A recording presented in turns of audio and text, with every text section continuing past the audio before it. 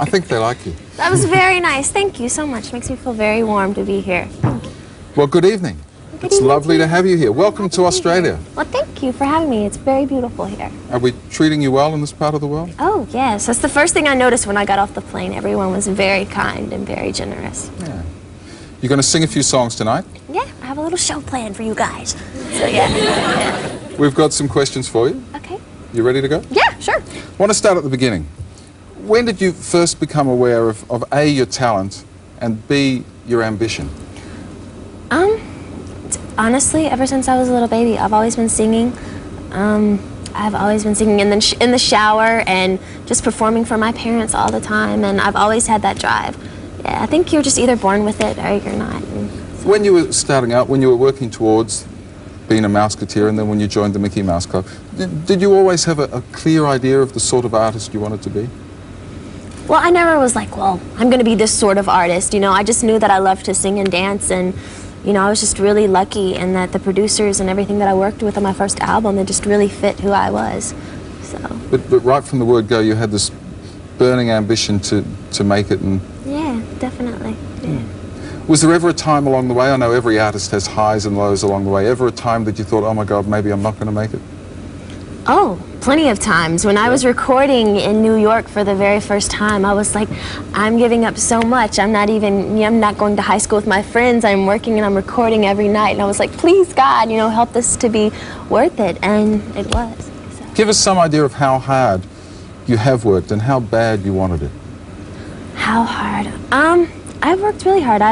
On the first album, I worked for like 6 months in New York, in a city that none of my friends. I had Felicia with me, and you know, but you know, it was a lot of hard work, but I love what I do, so at the end of the day, it's really not like work to me, honestly. When that first single came out, Baby One More Time, your world must have gone absolutely crazy. It was the fastest selling single in American history. Tell me about that incredible time in your life. It was amazing. I just wanted my song to be on the radio. Seriously. I just wanted my friends to hear it and be like, see, that's me, you know? Seriously.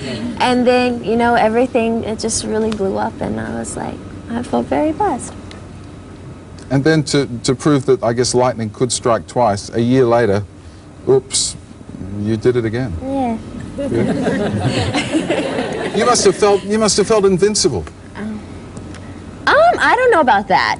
No, I don't know about that. I felt very, you know, blessed and stuff like that, but not invincible. I wouldn't say that.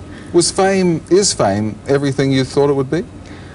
Actually, fame is probably being famous. I mean, when I'm on stage at night and being able to touch so many people and make them smile, that's a great feeling. But honestly, the whole fame part is not the best part about it, I don't think. Yeah. Third album. After 2 smash hits like that, how did you approach this new album?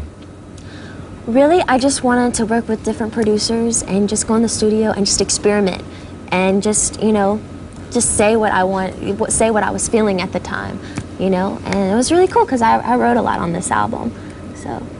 Yeah. There's a young man here called Alan Tran. Alan's got a question about the new album. Alan, would you like to stand up? Alan Tran, Britney Spears. Hi. Hello. Britney Spears, Alan Tran. Because this new album sounds so different, do you think the fans will actually like it? Well, I hope so. Boy, you're in big trouble if they don't. You know, I have to go in the studio and do what my heart tells me to do and what I feel at that moment, you know, and just pray people will like it. So. It is a bit of a departure, though. I guess Alan's question means, you know, do you obviously believe that your fans are going to like going on this musical journey with you? I hope so. I hope so. You know, I think music is changing in general. You know, I think that this sound that I was singing a year and a half ago, I think it's kind of played out, and I think that we all, when I grow as a person, you know, inevitably I'm going to grow as an artist, and I think that people can see that, and hopefully, you know, they'll feel the same way. A lot of artists, when they're making music, they look, oh, this is happening and that's happening, but when you're actually leading the pack, you know, and people are using you as an influence, who do you take your guidance and influence from? Really, I listen to the radio and what's out there. It's you. You're listening to yourself. No. There's a lot of, I'm inspired by, like, you know, the Neptunes, a lot of hip-hop and R&B. And you know, I listen to a lot of stuff overseas in London, and just try to get a bunch of different stuff and get cool different producers and combine pop and their music together and see what you come up with. You're going to perform a couple of songs from the new album for us tonight. Yeah. But the first one we're going to feature on the show is Stronger, big hit for you from the Oops album. Tell me about that song. Well, Max Martin and Rami, they wrote that song for me overseas. And actually, it wasn't even going to be a single, but I loved the song so much, and I had this vision for what I wanted the video to be like, and we did it, and we took the chance, and it was pretty hot. Folks, please welcome Britney Spears.